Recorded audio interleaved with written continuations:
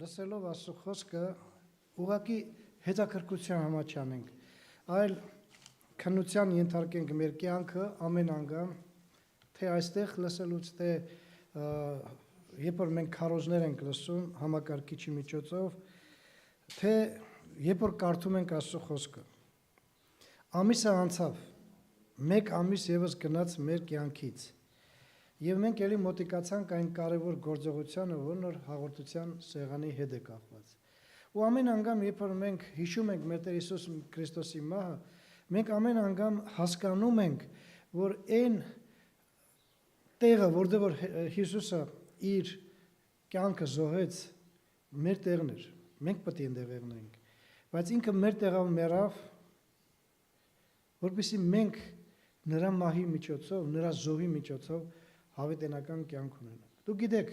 երբ որ նրան խաչեցին, ճիշտ է, ինչպես շատ մարդիկ նա չտանջվեց խաչի վրա երկար, բայց գիտեք, նրա տանջանքը ինչու՞ն էր կայանում, թեկուզ կարճ ժամանակում, ինքը մի քանի ժամվա ընթացքում կյանքը ավանդեց, բայց այդ մի քանի ժամը այնքանով մեծ էր ու այնքանով ցավալի, որ խաչի վրա մեռավ ոչ թե մեղավոր մարդը, որն որ արժանի էր մահվանը,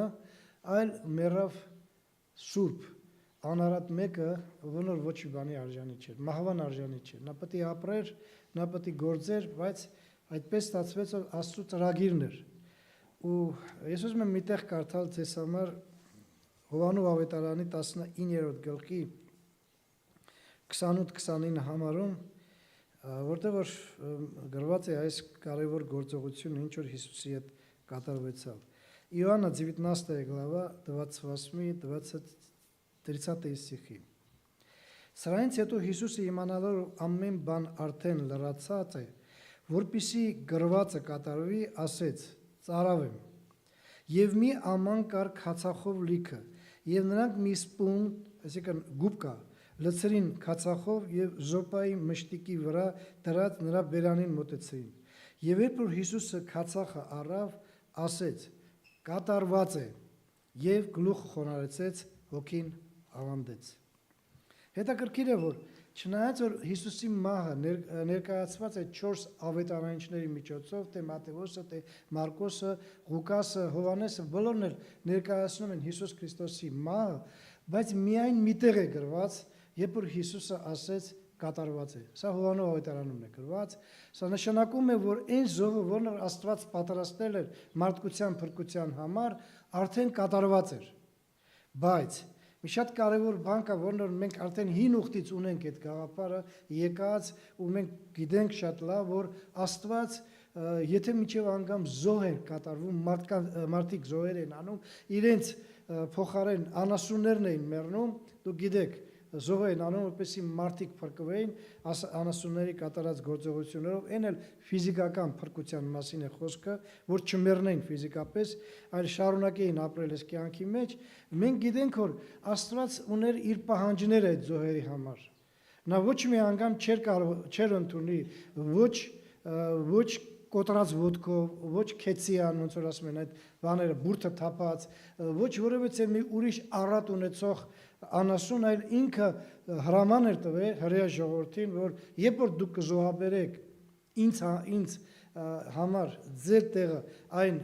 անասունին, դուք պետք է ընտրեք ամենաընտիրը, ամենալավը, որ ոչ մի առատ չունենա իր մեջ։ Ու այն ժամանակ ես կընդունեմ ձեր զոհը։ Այնպես էլ մենք, երբ որ տեսնում ենք Հիսուս Քրիստոսի զոհը, մենք տեսնում ենք, որ իրականում Աստված ընդունեց Հիսուսի զոհը եւ դրա ապացույցը նրա հարությունն էր։ Եթե Աստված չընդուներ Հիսուսի զոհը, նա հարություն չէր առնի։ Նա կմնար մեռելների մեջ եւ մենք կունենայինք միայն մեռած փրկիչ, որը ոչ մի օգուտ չէր բերի մեզի ու այդ զոհն էլ ոչինչ չէր անի մեզ համար, բայց քանի որ նա մեռելների մեջ չմնաց, հարություն առավ, նա ոչ միայն մեզ համար կենթանի անձնավորություն է, այլ կենթանի փրկիչ է, որպեսզի մեզ կենթանություն տա, որ մենք կարողանանք հավիտենական ունենանք Տիրոջ ուրախությունը։ Աստված ընդունեց Հիսուսի զոհը։ Ընդունեց, որովհետև ինքը ամեն ինչ արեց իր կյանքի մեջ, ինչպես Հայր Աստվածը որոշել էր, ու դրա մեջ ամեն ինչ ընդունելով, այնտեղ խաչապայտի վրա մեռնելով, նրան հարություն տալով, ապացուցեց, որ յուրաքանչյուր մարդ, ով էլ որ Հիսուսին ընդունի ինչպես իր անձնական փրկիչ, ինքն էլ ժամանակին, եթե ֆիզիկապես մեռնի, հարություն կառնի ու հավիտենական կապրի Հիսուսի հետ միասին։ Բայց մի կարևոր բան կա, որ գիտեք, ելի նորից եմ ասում, հարցը ոչ թե միայն նրանում է, որ մենք հավատում ենք, որ Հիսուսը Աստված է, հավատում ենք, որ նա մեր փրկիչն է, ու մինչև անգամ շատ մարդիկ կարող են վկայել իր մասին, որ մենք ընդունել ենք Հիսուսին որպես մեր փրկիչ, մենք համոզված ենք, որ նրա միջոցով ենք փրկված, բայց կա բաներ, որոնք մարդուն տրված է, որպեսզի մարդը ինքը անի։ Աստված ամեն ինչ արեց մեզ համար, գիտեք, հետաքրքիր է, որ ինքը մեզ տվեց ձրի փրկություն ու մեզանից ոչինչ չի պահանջում, ոչ մեծ գումարներ, ոչ մեր ֆիզիկական մարմնի զոհաբերություններ, ոչ մեր հարազատների զոհաբերություններ, նա արդեն իր հարազատին զոհաբերեց, որպեսզի մենք ընդունելով նրան կյանք ունենանք։ Բայց քանի որ այդ կյանքը միանգամից, գիտեք, մենք ընդունեցինք Հիսուսին ու գնացինք երկիր, այդպես բան չկա, ես չգիտեմ, դուք ունեցել եք այդ բանը պրակտիկեն ձեր կյանքի մեջ, որ ինչ որ մեկը մկրտվել է, ապաշխարել է, մկրտվել է, հետո մեռել է ու միանգամից գնացել է։ Ես չեմ ունեցել, 30 քանի տարի արդեն հավատացյալ եմ, ու ես չեմ տեսել, որ միանգամից մարդը գնա։ Ինչ որ փոքր ժամանակ նա այս ֆիզիկական կյանքի մեջ մնում է մարդը, կան մարդիկ, ովքեր շատ երկար են մնում, ու Աստված մարդկանցից, որոնք որ իրեն ընդունել են որպես անձնական փրկիչ, որոշ պահանջներ ունի։ Մեզ բոլորիս համար որոշ պահանջներ ունի, որ մենք կատարելով այդ գործողությունները կարողանանք հաստատել այն փրկությունը, որն Հիսուսը մեզ համար պատրաստել է։ Դուք գիտեք, որ Աստծո խոսքի մեջ մի ամբողջ գլուխ Հովհաննես առաքյալը ներկայացնում է մի աղոթք, որն ոչ միայն աշակերտների համար, ճիշտ է, այնտեղ ակցենտը ավելի շատ աշակերտների վրա է դրված, բայց նաև բոլոր այն մարդկանց համար, ովքեր կհավատան Հիսուս Քրիստոսին մինչև վերջ։ Ու մենք էլ նրանց մեջ գտնվելով այդ աղոթքի ժամանակ դուք գիտեք, որ այդ Հովանու 17-րդ գլուխը, ամբողջ գլուխը աստվածաբանները անվանում են քահանապետական աղոթք, Первосвященническая молитва։ Ու այնտեղ ես մի հատ համար եմ ուզում կարդալ, որ Հիսուսը իր մասին է ասում, բայց այդ համարը ոչ թե մենակ իրան է վերաբերվում, այլ մեզ բոլորիս է վերաբերվում, ուզում եմ այդ համարը ձեզ հետ միասին կարդալով մենք կարողանանք վերլուծել, ու այդ վերլուծելը ոչ թե դրա համահեղնի, որ այ Հիսուսին տենանք ճիշտ ինքը այդ բանը արել է թե չէ, այլ վերլուծենք այն բանի համար, որ համոզված լինելով Հիսուսը ամեն ինչ արեց, եթե չաներ ինքը չէր հարություն առնի ու փրկությունը չէր կատարվի, մենք ինչպես ենք վերաբերում այս համարի վրա, ինչ ընթացք ունենք մեր կյանքի մեջ եւ ինչ ենք անում, որպեսզի Հիսուսի այս մի քանի խոսքերը, որոնք հիմի պետք է կարդանք, մեր կյանքի մեջ էլ ակտուալ լինի։ Հովանու 17-րդ գլուխ 4-րդ համարը։ Իոաննա 17 глава 4 стих։ Ես քեզ փառավորեցի երկրի վրա, այն գործը կատարեցի, որ տվիր ինձ, որ անեմ։ Շատ կարճ համար, բայց այնքան ծավալուն համարը, որ ես մաքսիմում ձգտեցի, որ մի քիչ sense սուղ ասեմ, որ շատ չերգարի, որովհետև սա շատ մեծ թեմա է, ու մեզ հնարավորություն է տալի։ Աստված ինչ որ ասեց մեր Տեր Հիսուս Քրիստոսը այս համարների մեջ, մեզ հնարավորություն է տալի, որ մենք համոզված գիտենանք, որ ինքը իրականում այս ամեն ինչը արեց։ Սա ուղղակի աղոթք չի, որի պատասխանը չկա, գոյություն չունի, ու մենք չգիտենք, եսի արեց թե չարեց։ Մենք համոզված գիտենք, որ արեց այդ բանը, բայց մենք պետք է հասկանանք, որ այս աղոթքը մենակ իր համար չի, մեզ համար է։ Մենք ապրում ենք այս ֆիզիկական կյանքի մեջ, մենք ունենք ընթացք, ամեն մեկից Աստված տվել է մի ինչ որ ասպարեզ, մեկին շատ, մեկին քիչ, եւ այդ ասպարեզը անցնելու ժամանակ մենք կարող ենք Հիսուսի հետ միասին այս աղոթքը անել։ Կարող ենք մեզ համար անել, ոչ թե իր համար, այլ մեզ համար անել, համոզված լինելով, որ մենք իրականում այս կյանքի մեջ փառավորեցինք այս երկրի վրա, երկրորդը այն գործը կատարեցինք, ինչ որ մեզ վրա տվեցին, եւ երրորդը, որ ինչ որ տվել է մեզի։ Այս երեք կարևոր գաղափարները, որոնք այստեղ մեր Տեր Հիսուս Քրիստոսի աղոթքի մեջ է, եկեք նայենք մեր կյանքի մեջ ու հասկանանք ինչքանով մենք այդ բանի մեջ գտնվում ենք։ Առաջինը, ինչ որ մենք այստեղ տեսնում ենք, մեր Տեր Հիսուս Քրիստոսը ասեց. «Ես քեզ փառավորեցի երկրի վրա»։ Այն կարճ ժամանակ, որ ինքը ապրեց այս կյանքի մեջ, ինքը փառավորեց իրականում Հոր Աստծուն, եւ մենք դրա բոլորս դրա վկաներն ենք։ Գիտենք, որ այդ բանը գրքի մեջ գրված է, ու մենք հավատում ենք, ճիշտ է, ականատես չենք տեսել, բայց հավատում ենք, որ իրականում Հիսուսը այդ բանը արեց։ Ինչ ենք անում մենք։ Գիտեք, հետաքրքիրը այն է, որ բոլորս էլ լավ գիտենք, որ երբ որ Աստված ստեղծեց մարդուն, այն ժամանակ Ադամին ու Եվային, մարդու համար, տվյալ դեպքում Ադամի Եվայի համար կենտրոնը Աստված էր, ու իրանք Աստծու շուրջն էին պտուտ գալիս, իրանց համար Աստված կենտրոնն էր, բայց ցավոք սրտին մեղսագործության պատճառով այդ կենտրոնը խախտվեց, մարդիկ արդեն ոչ թե Աստծուն են կենտրոն դրել, այլ իրենց, ինչքան էլ ուզում է մարդը իրան ոչ մի նշանակություն չունեցող մարդ եղնի այս կյանքի մեջ, հազարակ իր համա ապրում է, մարդու մեջ կա ցանկություն, որ ամեն մեկը պտուտ գա իր շուրջը, ամեն մեկը, այսինքն ես ինքս եմ, այստեղ կայնած եմ, որպես մարդ ես մտածում եմ, որ ոնց անեմ, որ այս ժողովուրդը ում իրան ծանոթ եմ, անծանոթը, բոլորս իմ շուրջը պտուտ գա ու ես եղնեմ կենտրոնը։ Այդպես յուրաքանչյուր մարդ ցավոք սրտին մեղավոր բնության տեր մարդը ամեն ինչ անում է, որ ոչ թե Աստված փառավորվի ու ինքը կենտրոն լինի, այլ մենք ինքներս լինենք կենտրոն։ Այս խախտումը, որն որ կատարվեցավ Աստծու աչքի առաջը ու մեր բոլորիս աչքի առաջը, սա շարունակում է այս կյանքի մեջ ու դուք տեսնում եք, որ այս ամեն ինչը ինչ որ կատարում է, պատերազմները, անխաղաղությունները, վեճերը, ամեն ինչը հենց դրա համար է, որ մարդը ուզում է փառավորվի։ Շատ անգամ չի ստացվում ու դրա համար բարկանում է ու սկսում է ամեն ինչ անել։ Ցավոք սրտին, այդ որպեսի մարդը փառավորվի, շատ անգամ մարդը բռնի անում է այդ բանը, դուք գիտեք, այսօր շատ մեծ երկրներ, որոնք հարձակում են փոքր երկրների վրա ու տիրում են նրանցով, իրանց գլխավոր նշանակությունը, որ իրանք նրանց տիրելով, նրանց փառավորեն։ Մեծ երկրները, փոքր երկրներին,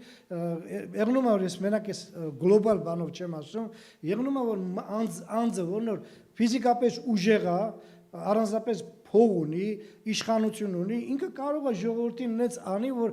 ժողովուրդը փառավորեն իրեն։ Սա մարդկային բնությունն է, որից ազատվելը շատ կարևոր է յուրաքանչյուր հավատացյալի համար։ Եթե դուք գիտեք, որ աշխարհի մեջ այդ բանը կատարվում է, ու մարդիկ ճիշտ է որ փառավորվում են շատ մարդկանց կողմից, ոմանց բռնի ձևով, ոմանց ուժի միջոցով, բայց ցավոք սրտին փառքը ոչ միայն բռնի ձևով է կատարում, այն նաև բարեգործության միջոցով։ Ցավը այն է, որ այսօր մարդիկ բարեգործություն են անում, որ փառավորվեն։ Ու ամենացավը գիտեք ինչ է, որ ոչ միայն անհավատ ու անաստված մարդիկ են այդ անում, շատ անգամ հավատացյալներն են։ Հավատացյալը, որն որ ունի հնարավորություն, կամ ինքը իր ֆինանսներով, կամ ինքը ինչ-որ մի կազմակերպության մեջ է գտնում, ու այդ կազմակերպության ղեկավարելով կարող է ինչ-որ մեկին լավություն անի, ինչ-որ մեկին բարեգործություն անի, ինքը փառավորվում է այդ գործողության մեջ։ Եվ սա ցավ է, սիրելի քույր եղբայրներ, որովհետև մենք բոլորս էլ գիտենք, որ ինչ-որ մի բանով կարող ենք մեկս մեկիս օգտակար լինել, բայց Աստված չանի, որ հավատացյալ մարդը, որն որ անում է այդ բանը, իր փառքի համար անի։ Որտեղ սա ցավ կեղնի ամբողջ աշխարհում կյանքի մարդու կյանքի մեջ, ու եթե այսօր անհավատ մարդիկ հաջողություն են ունենում, փառավորվում են, ու մենք տեսնում ենք ինչքան մարդիկ են փառավորվում ցավոք սրտին մարդկանց միջոցով, հավատացյալի համար դա շատ ցավալի հետևանքի առաջ կարող է կանգնել։ Մենք մի հատ շատ լավ օրինակ ունենք, ճիշտ է բացասական օրինակ է Աստծո խոսքի մեջ, բայց շատ լավ օրինակ ունենք, երբ որ մարդը ձգտելով ինքնափառավորման վերջի վերջո պատիժ ստացավ Աստվածանից։ Դա Անանիա եւ Սապիրայի պատմությունն է, որն որ գրված է Գործ Առաքելոց 5-րդ գլխի մեջ։ Նրանք տեսան, որ մարդիկ բարեգործություն էին անում, բերում են, ծախում են իրենց ապրանքները, ոմանք իրենց դաչեկը, ագարակները գրված, դաչեկը, ոմանք իրենց ունեցվածքից բաներ էին ծախում, բերում են առաքյալների ոտքերի առաջ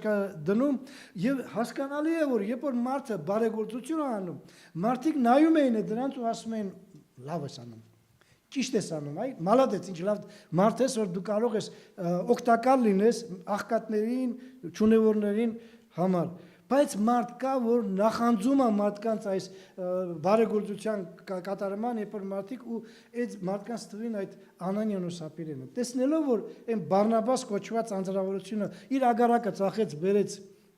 առաքյալների ոտքի առաջ, իրանք էլ մտածեցին, արի մենք էլ փառավորվենք։ Հիմի ես համոզված եմ այն անձնավորությունը, որ իր ագարակը ծախեց ու բերեց, նա իր փառքի համար չէր անում, որտեղ Աստծո խոսքը մեզ պարզ բացատրում է, որ նա կատարում էր անկեղծ ամեն ինչ անելով, որ Աստված փառավորի։ Բայց իրանք երևի երբ որ ես ինչ որ մեկին բարեգործությունը տեսնում եմ, ես խոմ չգիտեմ ինքը ինչ նպատակ ունի։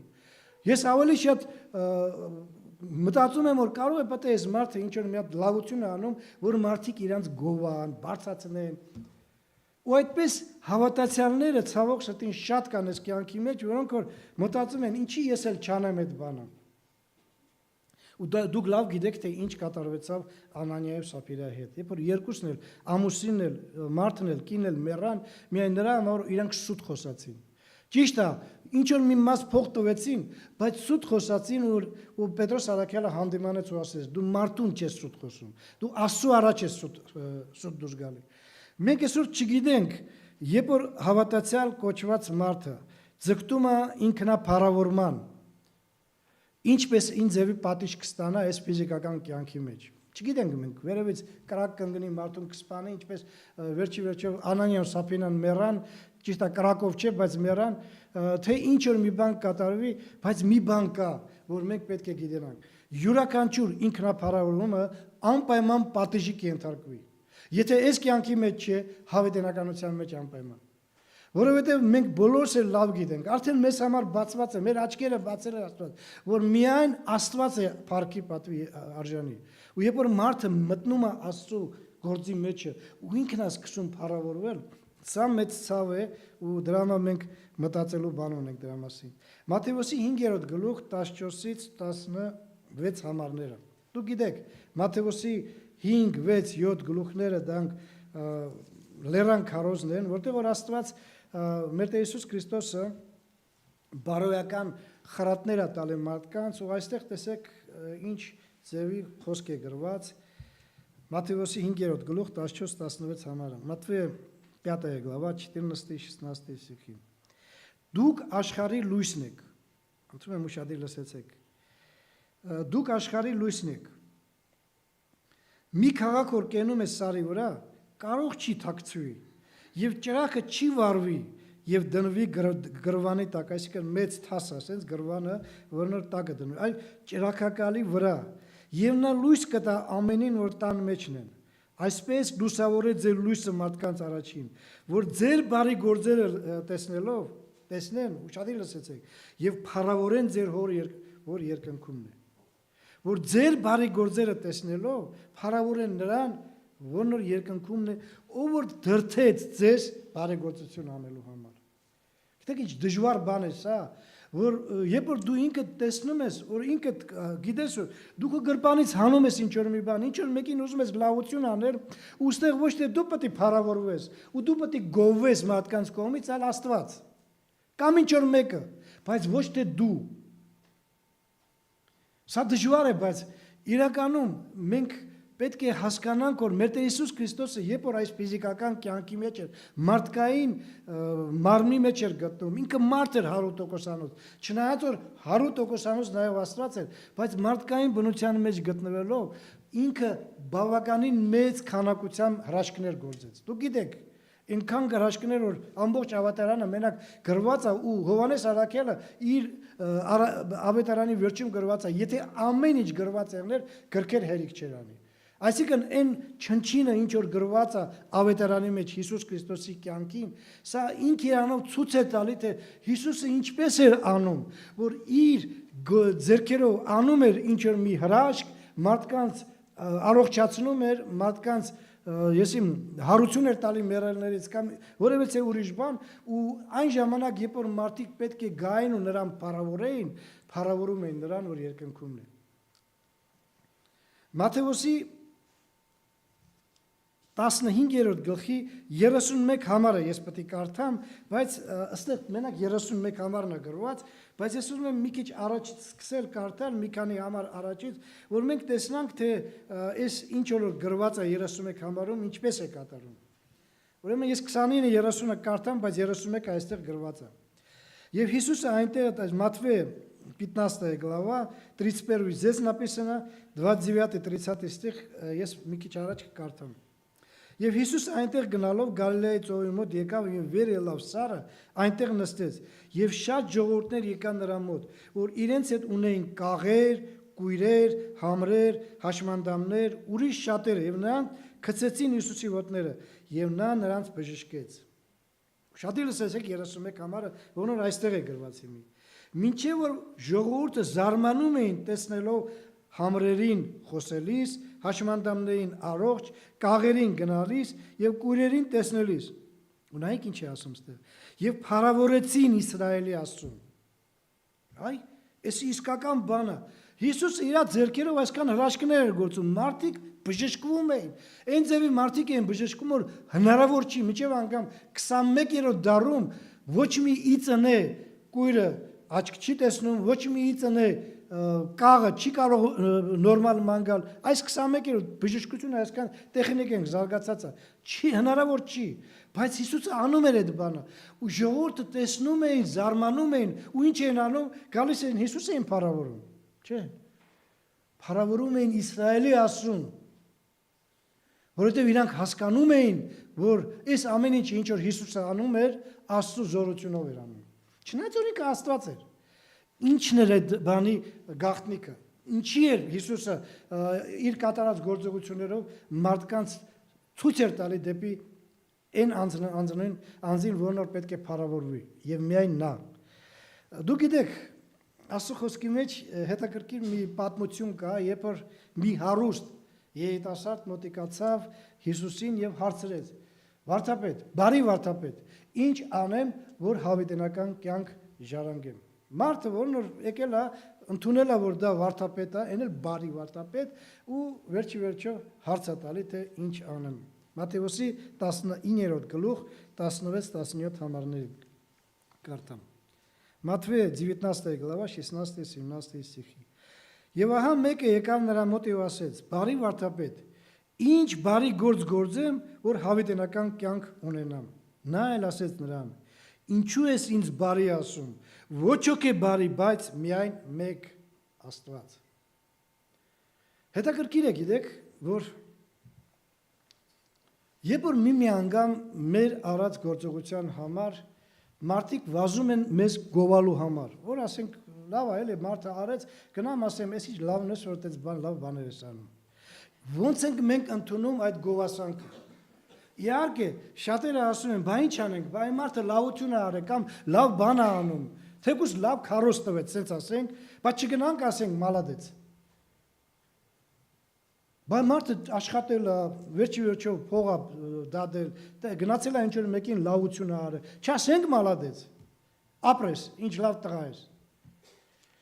Գիտեք,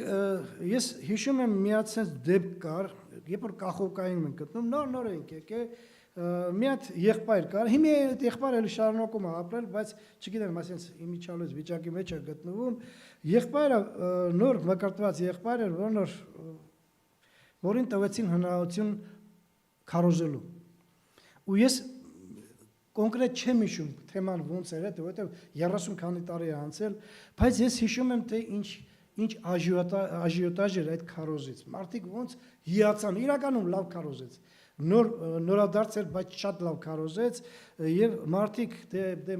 մեր քույրերը եղբայրները ինչն է բանը, որ առաջի երթին վազեն, թփթփացնեն ուսին, ասեն մալադեց, ես ինչ լավ տղա ես։ Էս ինչ քարոզ տվեցիր։ Գիտեք, նորից եմ ասում, հարցը նրանում չի, մենք գնահատում ենք, թե չէ մարդու արած գործողությունը։ Հարցը նրանում է մեր արած գործողությունից այդ մարդուն վնաս կտա, թե օգուտ կտա։ Երբ որ մենք թփթփացնում ենք ուսին ու ասում ենք, այ, մալադես, լավ տղա ես, ինչ լավ քարոզ տվեցի։ Ինչ ենք սպասում այն մարդուց։ Առանձնապես նորահավատից։ Երկրորդ օրը նրան քարոզ տվեցին, լրիվ վատ քարոզ էր։ Գոռոզացան մարդը։ Այսքան մարդ եկան ասեցին, մալադես, երկրորդ անգամ ոչ մի բան, ու դրանից հետո ինքը ոչ մի անգամ չքարոզեցել։ Ինչն էր պատճառը մարդկանց գովասանքի, հասկանալի է, եթե ուզում ես գնահատես մարդուն, գնա իրան ասա, փառք Աստծո, Աստված քեզ իմաստություն տվեց, դու կարողացար մեզ լավ քարոզ տալ, եւ ոչ թե ինչ լավն ես դու։ Ով այսօր հնարավորություն տալի մարդուն որ քարոզելու, ինչ որ մի բան ասելու։ Մարդը ինքն է անում, հա, աշխատում է, ժամերը անցկացնում այդ քարոզը պատրաստելու ժամանակ, բայց Աստված է տալու, ու ես դրա վկան եմ, սիրելի քույր եղբայրներ, որ ես գիտեմ որ շատ անգամ երբ որ մինչև վերջի րոպեն ես դեռ թեմա չունեմ ու նստել եմ ու մտածում եմ, ինչի մասին քարոզեմ, Աստված միացած տալիս է ու ես սկսում եմ գրել, կարծես թե ինձ թելադրում է ինչ որ մեկը։ Ու ես գրում եմ, տեղից գտնում եմ այստեղը, այնտեղը, ես հասկանում եմ, որ Սուրբ Հոգին է գործում իմ մեջ, ու Սուրբ Հոգին է ինձ առաջնորդում այս քարոզի համար, ինչ որ հիմի դուք լսում եք։ Հիմի ով է մալադեց այստեղ։ Ես եմ, որ ես ուղղակի գործիք եմ Սուրբ Հոգու, թե նա է մալադեց, որ ինձ տվեց այս քարոզը, որ ես կարողանամ ձեզ ներկայացնել ճշմարտությունը։ Այստեղ արդեն ոչ թե ես ինքս պետք է հասկանամ, այլ դուք էլ պետք է հասկանաք ու փառավորեք Իսրայելի Աստծուն, որ ինքը տալիս է մեզի հնարավորություն, որ մենք կարողանանք այս ֆիզիկական կյանքի մեջ իրայից սովորել այն կարևոր բաները, ինչ որ պետք է։ Մեր Տեր Հիսուս Քրիստոսը իր կյանքի մեջ ամեն ձևով ապացուցեց, որ ինքը իրականում Աստված լինելով, բայց մարդկային մարմնի մեջ գտնվելով ինքը միայն պետք է ուղղի մարդկանց դեպի Աստված, որ նա փառավորվի։ Դրա համար մարդը պետք է մաքսիմում ձգտի գովասանքից հեռու կենալ։ Ինքն էլ չընդունի գովասանքը։ Գիտեք ինչքան արեք sense ասեմ գաղտնիք, ինչքան հաճելի է, երբ որ գալիս են քեզ ու ասում են ինչ լավն ես դու։ Ինչքան հաճելի է, այ իմ այս ֆիզիկական մեղավոր մարմինը այնպես լավ ազգում իրան, որ մտածում է, ուրեմն իզուր տեղը չաշխատեցի, իզուր տեղը չարեցի այդ բանը։ Եկան մարդիկ ու ինձ գովացին։ Ինչքան շատ տակ այդ ցավալի վիճակը, այնքան մարդուն ավելի կփչացնեք։ Ինչքան շատ գովակ, այնքան մարդը կփառավորվի, ու հետո էլ երբ որ չեք գովա, գիտեցեք որ ինքը կսկսի բողոքել։ Կասել ինչ չհասկացա ինչ եղավ։ Այն ժամանակ լավն է հիմա լավը չէ։ Բայց երբ որ մենք սովորենք, որ ամեն ինչի մեջ փառավորենք Աստծուն, այն ժամանակ մենք Հիսուսի նման կարող ենք ասել. Ես քեզ փառավորեցի այս երկրի վրա։ Եվ ոչ թե ես ինքս փառավորվեցի, որ սա ցավ է իհարկե, երբ որ ես ինքս եմ փառավորվում Տիրոջ արած գործողությունների համար։ Տերը ինքան մեծ գործ կատարեց, որ այսօր մենք փրկված ենք, ոչ թե կփրկվենք, այլ փրկված ենք նրա արած գործողության վրա։ Ու հիմի ես կամ ինչ որ մեկը պետք է փառավորվենք, սա ցավ է, ու դրա համար պետք է մենք զգույշ եղնենք։ Առաջինը ինչ որ մենք խոսացինք, մեր Տեր Հիսուս Քրիստոսը ասեց. Ես քեզ փառավորեցի այս երկրի վրա։ Փառավորում ենք թե չէ, մենք մեր արած գործողություններով ամենակարող Աստծուն, դրա մասին մտածենք եկեք, ես էլ դուք էլ։ Երկրորդ կարևոր բանը Հովանու 17-րդ գլուխ, էլի 4-րդ համարն եմ կարդում, որն որ այսպես է ներկայացված։ Այն գործը կատարեցի, այստեղ գրված է, չէ, ես քեզ փառավորեցի երկրի վրա, այն գործը կատարեցի։ Մեր Տեր Հիսուս Քրիստոսը իրականում ինքը այն ինչը որ ապրեց, Աստծու գործը կատարեց։ Մենք բոլորս համոզված ենք, որ ինքը սուտ չի ասում, ինքը ճիշտ է ասում, որովհետև ինքը ինչ որ արեց, Աստծու գործը արեց։ Ինչ ենք անում մենք։ Անում ենք թե չէ այսօր Աստծու գործը մենք։ Տեսեք Հովանու 4-րդ գլխի 34 համարը ինչպես է ասում։ Իոհաննա 4 глава 34 стих։ Հիսուսը ասեց նրանց. Իմ կերակուրը նա է, որ ինձ ուղարկողի կամքը անեմ, եւ նա գործը կատարեմ։ Իմ կերակուրը նա է, որ ինձ ուղարկողի կամքը անեմ եւ նրա գործը գործեմ։ Գիտեք, կարող է պատահի շատերի համասա մի հատ ուղղակի խոսքեր են, գեղեցիկ խոսքեր են, որոնք Հիսուսը ասեց, բայց եկեք խորանանք այս գաղափարի վրա ու Հիսուսի ասած խոսքերի մեջ տեսնենք կարևորությունը։ Գիտեք, բոլորս էլ լավ գիտենք, որ այսօր մարդը առանց կերակուրի չի կարող ապրել։ Մենք բոլորս էլ ուտելու կարիք ունենք, եւ չնայած այսօր կան մարդիկ, ովքեր ապրում են որ ուտեն, իրանց կյանքի իմաստն է ուտելը, բայց ես հույսով եմ, որ աշխարհի մեծամասնությունը ուտում են որ ապրեն։ Այսինքն նրանք իրանց կյանքն են։ Ու Հիսուսը, տեսեք ինչ է ուզում ասել։ Այն գործ, այն կամքը, որն ես կատարում եմ, այն գործը, որ գործում եմ, հավասար է կերակուրի, այսինքն իմ կյանքի իմաստն է։ Ես գիտեմ, որ եթե ես չանեմ, դա կմեռնեմ։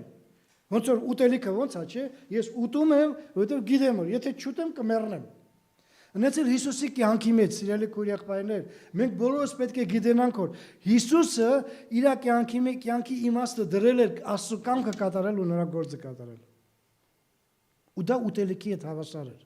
Այսինքն կյանքի իմաստ։ Ու այսօր հարց եմ ուզում տալ. Աստծո կամքը անելը եւ գործելը մեր կյանքի իմաստն է թե չէ։ Մենք այդպես ենք մտածում թե չէ։ Որովհետև մենք բոլորս էլ լավ գիտենք մի շատ ուժեղ պատվիրանք, որ Աստված տվել է։ Ու դա ոչ թե մենակ մի քանի հոգու, այլ բոլոր նրանց է տվել, ովքեր որ գալիս են Հիսուսի մոտ ու ստանում են փրկություն։ Մարկոսի եւ Մատթեոսի ավետարանի մեջ դա գրված է, այս ուղղակի Մարկոսի ավետարանում կկարդամ այս խոսքերը, որպեսզի ամեն մեկս մտածենք, սա ես համոզված եմ, որ բոլորս էլ լավ անգիր գիտենք այդ բանը, բայց մենակ անգիր գիտենալը բավական չի, որպեսզի մենք ասենք, հա ես գիտեմ որտեղ է գրված, Մարկոսի 16-րդ գլուխ 15-16 համարը։ Ինչ է ասում։ Ասում է, եւ նրանց ասեց, գնացեք եւ ամբողջ աշխարհը ավետարան քարոզեցեք։ Ամեն արարածին, ով որ հավատաց ու մկրտվեց կփրկվի, ով որ չէ կդատապարտվի։ Ով որ չհավատաց կդատապարտվի։ Բոլորս լավ գիտենք, իհարկե լավ գիտենք։ Անում ենք թե չէ։ Մեկ ադրեցի դրանից։ Անում են թե չէ։ Անում ենք, գնում ենք ամբողջ աշխարհը ավետարան քարոզում ենք։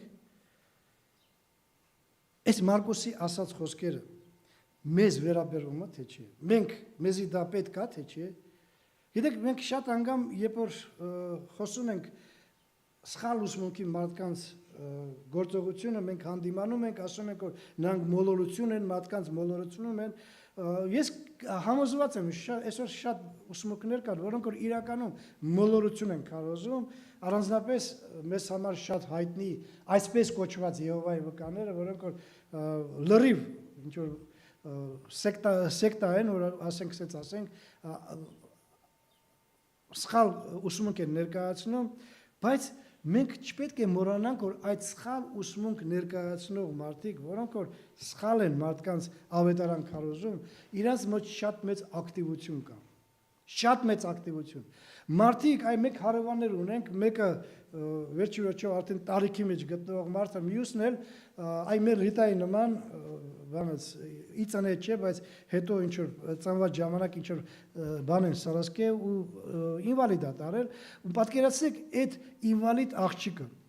որն որ հազիվ է ման գալիս, մի ձեռքը չի աշխատում, մի ոտն էլ հազիվ է աշխատում, ման է գալի տնետուն ու քարոզում է Աստծո խոսքը։ Չնայած սխալ է քարոզում, բայց ման է գալի։ Ինքը չի ասում, այ ես ինվալիդ եմ, ես ինչ որ տունը պետք է նստեմ ինձ համար խելոք բան։ Անում ենք թե չէ մենք այդ բանը։ Արեք նայենք թե եկեղեցին ոնց է աճում։ Դրանից ելած կարող ենք ասել, անում ենք թե չէ։ Ինչքան ժամանակ մեր մոտ մկրտություն չկա։ Նոր մարդիկ գալիս են, շատ հազվագույթ են գալիս, թե չէ։ Ինչն է պատճառը։ Ինչն է պատճառը։ Մարդիկ շատերը չգիտեն այս տեղը։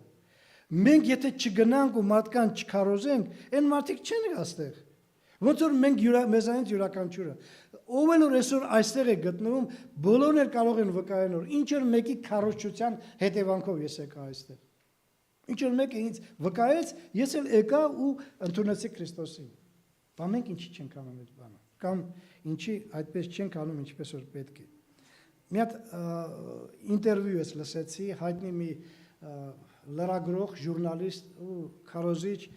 ինքը մեր եկեղեցում էլ եղել է, ես չեմ ուզում ուղղակի անունը ասել, իրան հարց տվեցին, ինչի է այսօր քրիստոնեությունը այսքան կաղում աշխարհի մեջ։ Ինչն է պատճառը, որ քրիստոնեությունը կաղում է, մի հատ հետաքրքիր պատասխան տվեց, ու այդ պատասխանը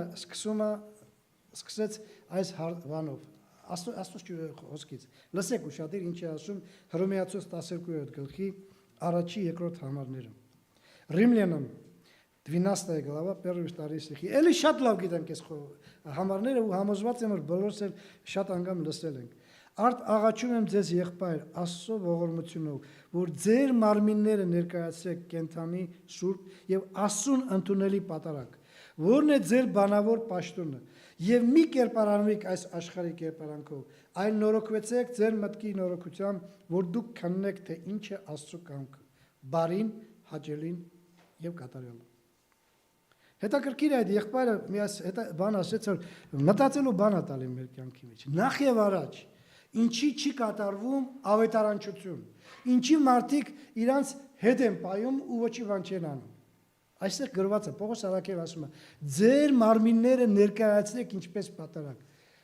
Ափսոս չի ես մարմինս, որ ես գնամ ինչ-որ միտեղ մանգան, ոտքերս ցավացնեմ, ես անեմ, այն ինչի անեմ այդ բանը։ Այնա կան էլի մարդիկ գնում անում են, էլի։ Ես ինչի անեմ։ Բայց չէ որ երբ որ Աստված Մարկոսի ավետարանում կամ Մատթեոսի ավետարանում այս պատվիրանքը տվեց, սա մենակ առաքյալներին չտվեց։ Սա յուրաքանչյուր հավատացյալի պարտականությունն է, գնալ եւ ամբողջ աշխարհը ավետարան քարոզել։ Անում ենք թե չէ, կախված է նրանից թե ինչքանով ենք մենք այս մարմինները, այս ոնց որ ասում են, կեղտոտ ու իրենց մեղավոր մարմինները ներկայացնում ասում որպես զոհ։ Անում ենք եւ երկրորդը մարդու մեջ կա այսպիսի տրանսֆորմացիա, շատ դժվար խոսք է, երբ որ մարդը ինչ որ մի բանից ուրիշ բան է տեղափոխվում եւ Պողոս Արաքելը բացատրում է, որ ձեր տրանսֆորմացիան չլինի աշխարհի նմանվելուն, այլ ձեր մտքի նորոգությամբ։ Ցավոք սրտին շատ հավատացյալներ չեն ջանք անում, որպեսզի մտքի նորոգությունը ավելի շատ նմանվում են այս աշխարհին։ Դե ապրում ենք այս աշխարհում, ինչ անենք, ինչա կարող է պատահի արգելված է զվարճանալ, ուրախանալ, եթե դա մեղք չի։ Կարող է պատահի արգելված է աշխատել, փող դատել, որպեսզի լավ ուտենք, խմենք։ Ո՞վ ասում չէ։ Այո, դա մեղք չի, բայց մեզ համար շատ կարևոր է, որպեսզի մենք մեր մտքերը նորոգենք, պաչինկա անենք, որ կարողանանք հասկանանք, թե ինչ է Աստծո կամքը։ Որտեղ երբ որ Աստծո կամքը մեզի ներկայացնում է, որ գնացեք եւ ամբողջ աշխարհը ավետարան քարոզեցեք, եթե մեր միտքը չի նորոգվում,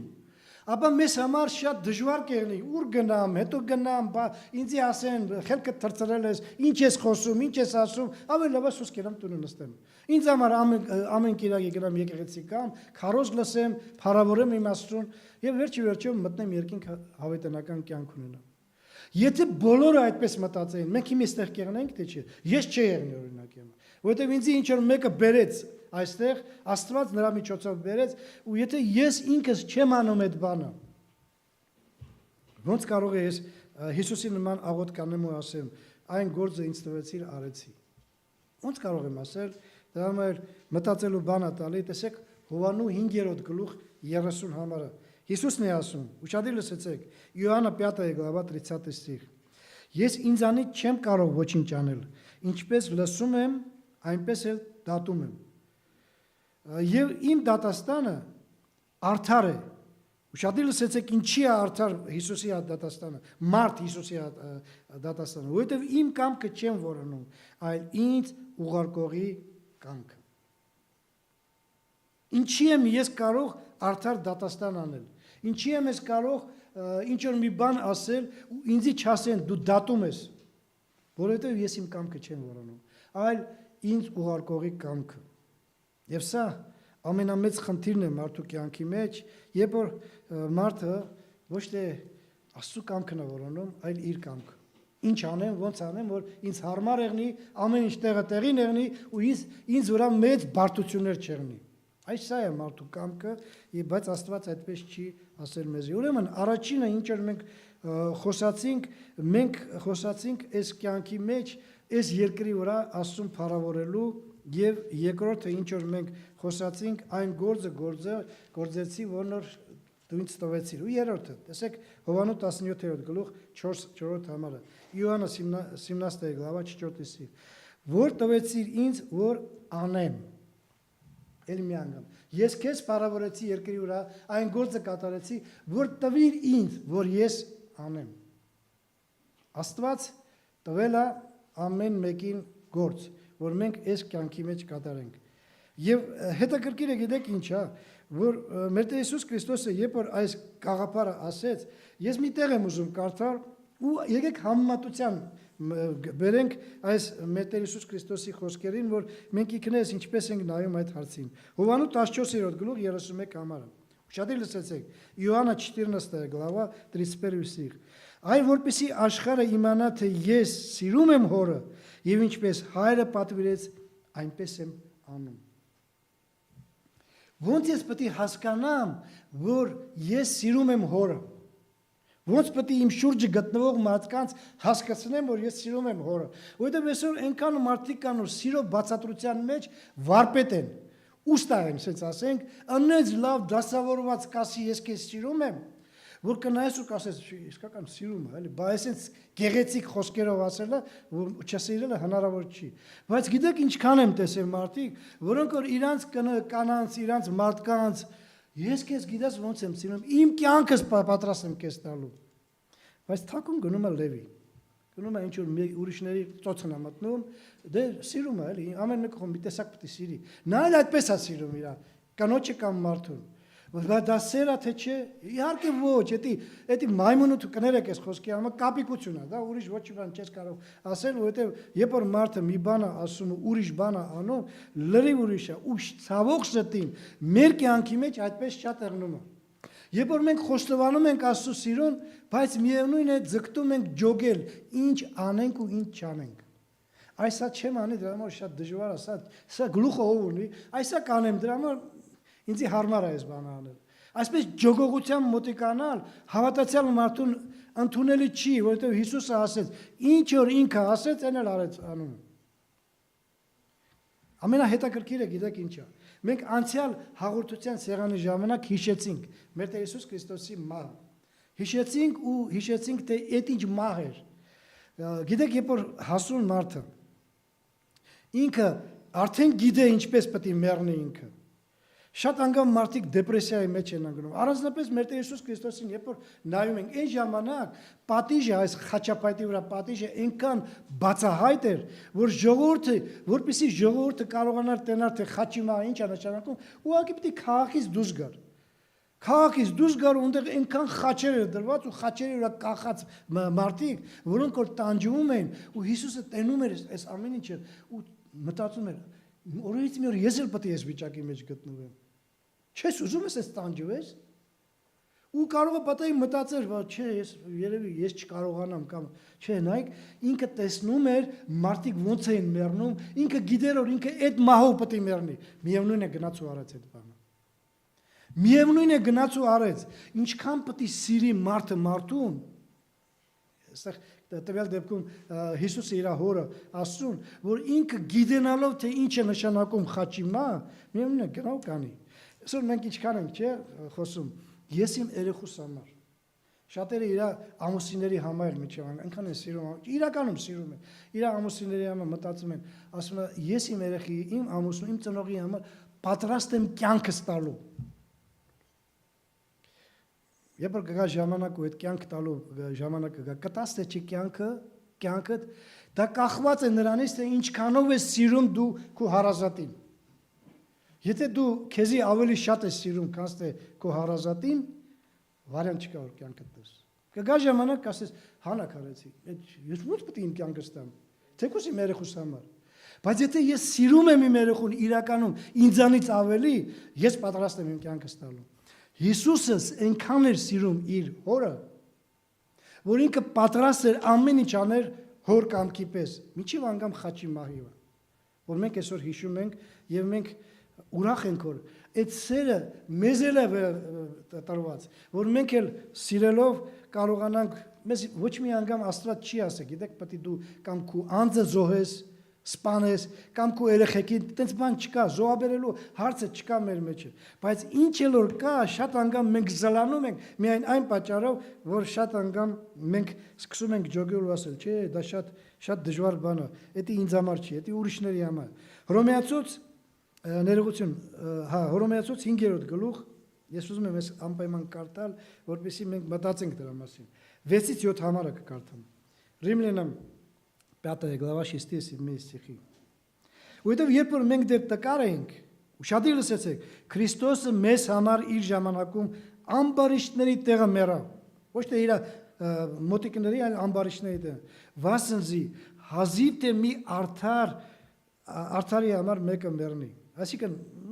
վարան չկա, երևի չի, դες բան չի եղնի։ Բայց մի բարի մարդի համար իցե թե մեկը համարձակվի մեռնել։ Այն էլ հայկական թարգմանության մեջ, ճակետների մեջ է գրված, այդ էլ կասկածի տակ է անում։ Եթե միջև անգամ շատ բարի մարդ է, ինչ որ մեկը նրա համար, ես իմ կարող է մեռնի, կարող է չի։ Ու սա իրականում այդպես է, գիտեք։ Մենք երբ որ նայում ենք մեր կյանքին, մենք կարող ենք սար ու ձորեր խոստանալ։ Օ, ես հավատացյալ եմ, ուր ասես, ուր ուղարկեն կգնամ, ինչ ասես կանեմ, բայց երբ որ գործը գործին գալիս է, այնտեղ արդեն սկսում է կաղալը, չոլախություն անելը։ Չեմ կարող, ուժ չունեմ, այդքան հնարավորություն չունեմ, այդքան ուժ առողջությունս չի բանանում։ Ու շատ բաներ, որ ամեն մեկս կարող ենք պատճառ բռնել, որպեսզի Աստծո գործը չանենք։ Դե Աստված խոմ գիտա իմ առողջության հարցը։ Վերջի ինքը խոմ գիտա որ ես վատ առողջ եմ։ Ես ոնց պետք է էս անեմ, այն անեմ։ Բայց քեզի Աստված ոչ մի անգամ քո ուժից վեր ոչ մի բան չի ասում։ Աստված գիտե բոլորիս առողջության վիճակը, բոլորիս հավատքի մակարդակը գիտե, ու ինքը մեզի ամեն մեկին տալիս է մեր առողջության եւ հավատքի մակարդակի չափով։ Բայց անում ենք թե չէ այդ ամեն ինչը։ Ուղղակի ես ուզում եմ հիշեցնել մի շատ կարևոր բան, բայց միջև այդ մի հատ օրինակ եմ ուզում բերել։ Ես մի անգամ YouTube-ում շատ սիրում եմ նայել անասունների կյանքը, շատ լավ կյանք է անասունների կյանքը, չնայած որ իրանք չունեն միտք, մտածելու ունակություն չունեն, իրանք բնազդով են ապրում, ինստինկտ ռուսերեն ասում են, բայց շատ անգամ երբ որ նայում ես անասունների արած գործողությունները, հետո էլ մարդկանց գործողությունները, տեսնում ես որ անասունները շատ անգամ ավելի բարձր մակարդակի վրա են գտնում, քան ասում։ Ասես մի հատ բան է, դրվագ ցույց տվեցին, եղնիկի ձագը,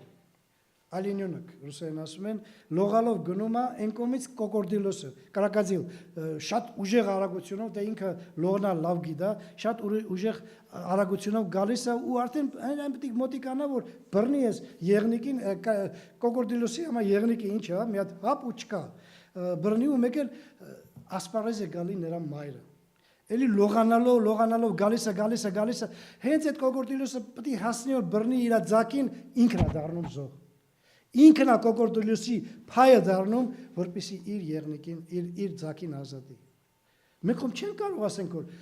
անասունների մեջ սեր կա, չէ, չեն կարող դրանք ամեն ինչ գործում են բնազդով, բայց իրենց բնազդը այնքան ուժեղ է ցույց տալի մեզի սիրո նշանակությունը, որ միջև անգամ անասունը, որոնց մտածելու ունակություն չունի, կարող է իրան զոհաբերել, որպեսզի իր ձակին ազատի։ Զարմանալու բան չի։ Մենք մի անգամ դրան կեսին չենք անում, որպեսզի այն մարդիկ, որոնք որ հավիտենական կորուստի են գնում, ոչ թե գնանք մեզի զոհաբերենք, ինչ որ մեռնենք նրանց համար, այլ ուղղակի քարոզելու ցանկություն չկա, մարդկանց ներկայացնելով Հիսուս Քրիստոսին։ Նույնիսկ եմ ասում, մեր մտքերը շատ բան կա, մենք մտածում ենք, բա որ չընդունեն, բա որ հետո սկսեն ծաղրել ու բան անել։ Այդ ամեն ինչը կարող է լինել։ Հիսուսը եթե այդ մտածեր, ինքը միջև խաչ չէր ասնի։ Ինքը շատ լավ գիտեր որ այդ խաչի ճանապարհի վրա պետք է անարգանք, ծաղրանք եւ շատ ուրիշ բաներ, բայց ինքը գնաց։ Ինքը չմտածեց, գնաց, ծաղրվեց, անարգվեց, վերջի խաչի վրա մեռավ, որ ինձ ու քեզ հավիտենական կյանք տա։ Ու դրանով ես ուզում եմ վերջացնեմ Հռոմեացուց 5-րդ գլուխ 8-րդ համար, երանելի համար, որ մեզ բոլորիս համար հնարավորություն է տալի մտածելու բան տալ։ 5 глава Римлянам 8 стих. Բայց Աստված հայտնեց իր սերը դեպի մեզ, որ երբ որ մենք դեռ մեղավոր էինք, Քրիստոսը մեր տեղը մեռավ։ Երբ որ մենք դեռ մեղավոր էինք, երբ որ մենք թշնամի էինք, երբ որ մենք հակառակ էինք, Աստված իր որդուն զոհաբերեց, որպեսզի նրա միջոցով մենք հավիտենական կյանք ունենանք։ Եթե մենք գնահատում ենք Աստծո այդ գործողությունը, որ այսօր մենք պետք է հիշենք նրա մահը, այս մահը չպետք է եղներ։ Նա այնքան անառատ ու այնքան սուրբ էր, որ նա պետք է չմեռներ խաչի վրա, ամենախայտարակ մահով, բայց նա արեց այդ բանը։ Ինչի համար, որ իմ ու ձեզ նման ավազակներին ու անարժան մարդկանց հավիտենական կյանք ապարգևի։ Ու այսօր մենք կարող ենք Հիսուսի աղոթքը ասել. Ես քեզ փառավորեցի այս երկրի վրա, քո կամքը արեցի եւ քո գործը կատարեցի։ Կարող ենք այդ բանը ասել։ Եթե կարող ենք երանել ենք, եթե չէ, մտածելու բան ունենք։ Տերը բոլորիս օրհնի։ Թող միշտ փառավորվի հիմա եւ հավիտյանս հավիտենից։ Ամեն։